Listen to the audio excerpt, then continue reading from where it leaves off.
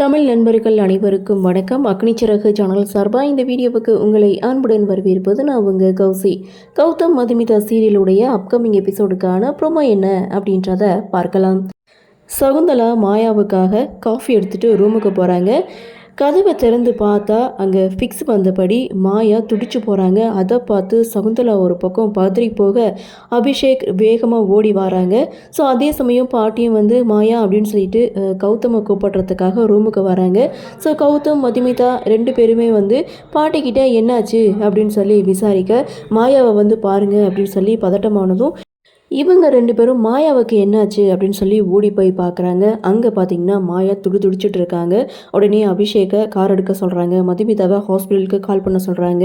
அப்படியே மாயாவை தூக்கிட்டு கௌதம் அழுதுகிட்டே கீழே இறங்கி வந்துட்டு இருக்காங்க. இதோட இந்த ப்ரொமோவை முடிச்சிருக்காங்க. ஸோ மாயாவுக்கு சம்திங் ஏதோ ப்ராப்ளம் ஆக போகுதுன்னு நினைக்கிறேன். இதை வச்சு இவங்க கௌதமுடைய மனசை வந்து மாற்றிடுவாங்க. அது நல்லாவே புரியுது.